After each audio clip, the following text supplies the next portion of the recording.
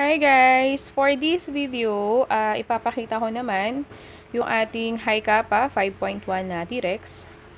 Okay guys, so bago ko tayo mag-start, gusto ko munang sagutin yung mga question na nakukuha namin. Okay? Yung question is, anong pistols ang malakas? So, sa Airsoft kasi guys, ganito yan. Lahat kasi ng pistol natin malakas. Pag yung tipong pag tumama sa'yo, masasaktan ka. Pag may target ka, masisira yung target mo. Okay, so malakas lahat ng mga pistols natin. Nagkakaroon lang sila ng iba't ibang FPS dahil merong mga pistol na may iba't ibang size ng barrel. So, ang merong malaking or mahabang barrel, sila yung may mas mataas na FPS. So, sila yung mas malakas. Okay guys, so gaya nitong T-Rex natin. So, si T-Rex is 5.1 yung kanyang barrel. Okay, so 5.1 yung barrel niya. Mas mahaba yung barrel niya compare sa mga Glock. Okay, so yung mga standard na Glock.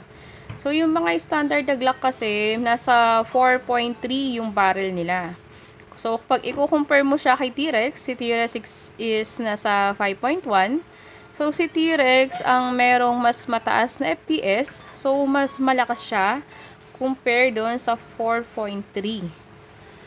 Okay, so, pero, lahat naman yan is malakas.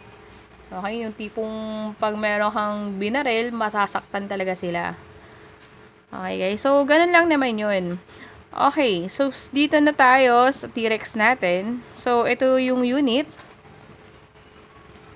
Ayan, so si T-Rex is full metal, high kappa. Okay, so pag sinabi kasing high kappa, yung design niya kasi from 1911. So high kappa kasi high capacity yung kanyang magazine. Okay, so kasi 'di ba pag yung 1911 is single stock lang yung magazine, nasa 10 rounds. So pag yung mga high cap nasa 20 rounds. Ganun na siya. Okay? So si T-Rex is full metal. Ayan, tapos ito yung pinaka safety ni T-Rex. So pag inap natin 'yan, ayan, yan yung safety niya. Tapos yung safety niya, pag naka-up yan, hindi natin matitrigger. Yung safety niyan is ambidextrous. Kahit sa left-handed, pwede mong magamit yung safety niya. Okay. Then, ang isa pang safety ng gantong unit is etong pinaka sa grip niya. Yan. So, pag hindi kasi natin yan na-press, hindi rin gagana yung ating hammer. Yung trigger niya. Hindi gagalaw yung hammer, hindi mo ma-press yung trigger. Okay, guys. So, si T-Rex is naka-fiber optic sight. Naka-magwell. Kaya, ito yung isa sa mga high kappa natin na formado na. Out of the box, formado na siya, naka-fiber optic sight na siya, naka-magwell na siya, yung kanyang grip, stippled na. Compare sa mga ordinary or yung mga simpleng design na high kappa. Okay? So, si T-Rex, pag bumili ka nito, sa box niya, meron siyang kasamang mount. Okay? Ito is para sa red dot. Ito yung mount na gagamitin natin para pwede natin siyang lagyan ng red dot. Okay? So, kagandahan nung T-Rex na to, ito sa mga high cap, yung pinaka sight nila, adjustable yan. Okay? Pansin mo yan, may nakasulat na up. So, pwede mo siyang adjust. So, pag na-adjust siya, kailangan mo lang gumamit ng tools na ganyan.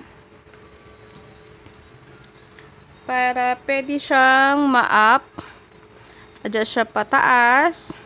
Ayan, kung mapapansin mo, gumagalaw siya pataas. Ayan. Then, pwede mo rin siyang adjust ng pababa or straight. Kasi, di ba, meron tayong tinatawag na 6 o'clock yung tama, merong 12 o'clock yung tama. Okay, so, yan yung mag-a-adjust nun. Okay, so, pwede mo rin siyang i-adjust ng straight lang yung tama niya. Papakita ko rin sa video na to kung paano ba natin kinakabit itong mount para sa ating red dot. Itong mount na to, para to sa doctor site na red dot eh. Okay? So, wala kasi sa ngayon, wala tayong doctor site. So, pero, papakita ko pa rin kung paano natin siya ikakabit. Okay guys. So, una, kuha tayo ng tools. Yan, yung flat. Para ma-open natin yan. Meron niyang spring sa loob. So, kailangan hahawakan natin siya. Hawakan mo siya dito para habang lumuluwag, hindi siya tatalsik. Okay.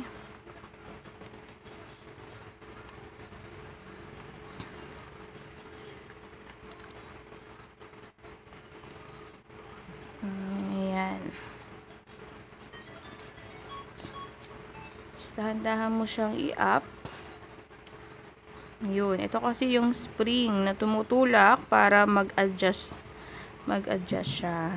Okay. Tapos meron pang isang screw.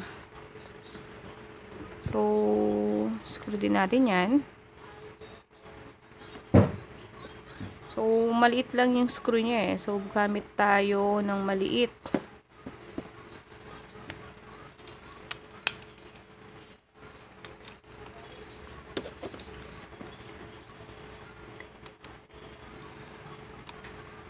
Mas mabilis ikabit yung red dot nito eh. Kasi hindi mo na kailangan baklasin yung slide. Okay, na dyan lang sa ibabaw, i-screw mo lang. Matatanggal na yung nakakabit na site. At pwede mo na siyang palitan ng mount. Okay, so, yan. Matanggal na yan. Tapos, pwede na nating ibalik o ilagay yung ating mount. Yan. Ito yung mount para sa doctor site. So, ganyan lang. Tapat lang sa butas. Tapos, meron siyang kasamang screw. Ayan. Ayan. Meron siyang tornilyo.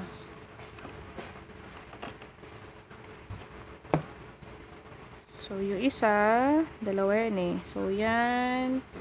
Saka dito.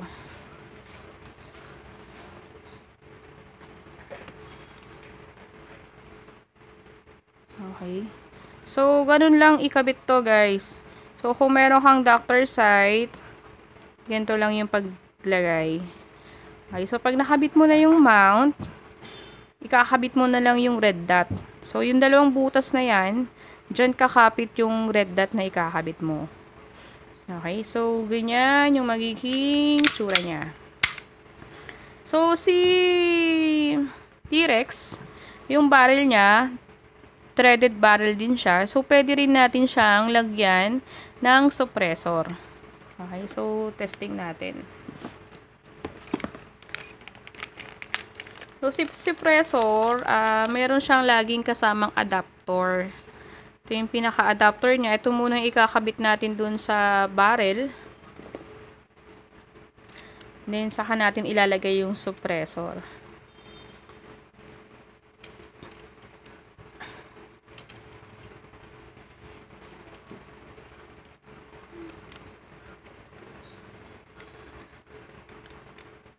Okay, so pag nakabitan natin yung adapter, pwede na natin ilagay yung ating suppressor.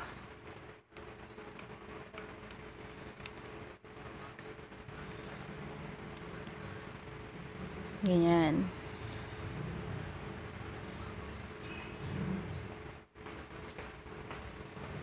Ikutin lang natin yan guys hanggang sa maging mahigpit na. Tapos meron siyang kasamang alin. Ito yung alin na ipapasok natin doon sa adapter para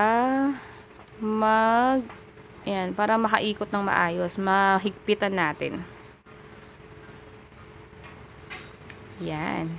Okay na. So, si T-Rex guys, meron din siyang railing sa ilalim. So, pwede mo siyang lagyan ng flashlight or any accessories na gusto mo. Okay?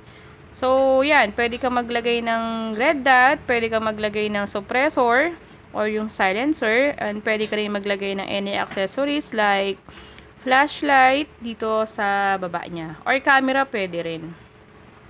So, yun guys. Ganito yung tsura ng ating T-Rex na merong suppressor. And nakakabit na yung ating mount. Ayan. So, test fry natin.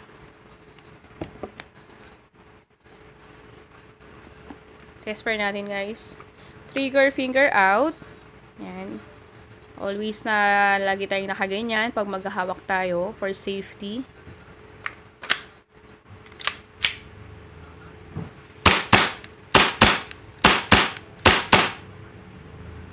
Okay. So, naka-slide lock na siya. For safety, release natin yung magazine. Kasi si Airsoft, nasa magazine yung power niya. Then, bababa lang natin to. And hammer down. Okay, guys. So, marami tayong stock ng T-Rex. Okay. T-Rex na black yung available natin, guys. So, sa lahat ng gusto mag-avail, i-message nyo lang kami sa ating FB page or pwede nyo kaming kontakin doon sa mga number na nakalagay sa page natin. Okay, so, yun lang guys. Thank you. Bye-bye.